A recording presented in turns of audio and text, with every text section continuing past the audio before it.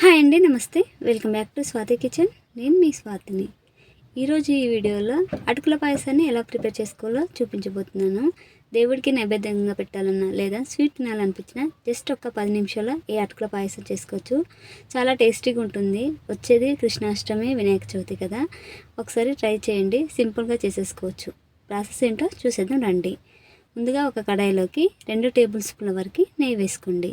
నెయ్యి కొద్దిగా వేడైన తర్వాతకి ఇందులోకి డ్రై ఫ్రూట్స్ మొత్తం వేసుకొని దోరగా వేయించుకోవాలి. స్టవ్ లో ఫ్లేమ్లో పెట్టుకొని నిదానంగా వేయించితే డ్రై ఫ్రూట్స్ చక్కగా వేగిపోయి మంచి కలర్లోకి వస్తాయి. ఆ తర్వాతకి తీసేసుకొని ఒక ప్లేట్లోకి ట్రాన్స్ఫర్ చేసుకోండి. ఇప్పుడు ఇదే కడాయిలోకి 1 కప్పు వరకు అటుకులు తీసుకోవాలి. అటుకుల్ని ముందుగానే జల్లించి తీసుకోండి. అందులో నలక ఏమన్నా ఉంటే పోతుంది.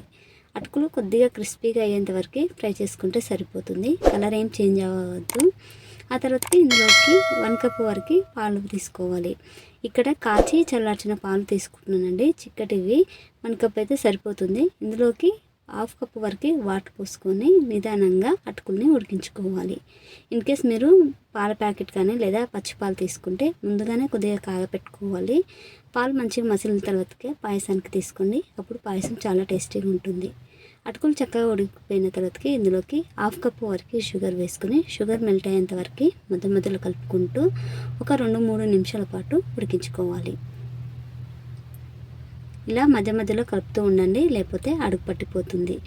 పాయసం అనేది మనకు చిక్కగా అవ్వాలి. ఇలా చిక్కగా అయిన తర్వాతకి ఇందులోకి 1/2 టీ స్పూన్ వరకు ఇలాచీ పౌడర్ వేసుకోండి.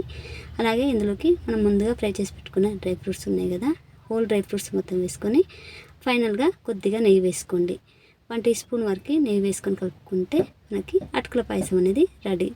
చాలా సింపుల్గా చేసుకోవచ్చు. ఎప్పుడైనా స్వీట్ తినాలనిపిస్తే క్విక్గా జస్ట్ ఒక 10 నిమిషాల్లో ప్రిపేర్ చేసుకోవచ్చు అనమాట.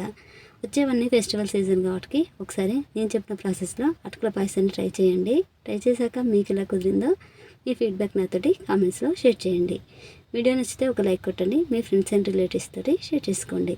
ఇలాంటి క్విక్ అండ్ హెల్తీ రెసిపీస్ కోసం స్వాతి కిచెన్ని సబ్స్క్రైబ్ చేసుకొని పక్కనున్న బెల్ ఐకాన్ని యాక్టివేట్ చేసుకోండి. Thank you for watching friends. Bye bye.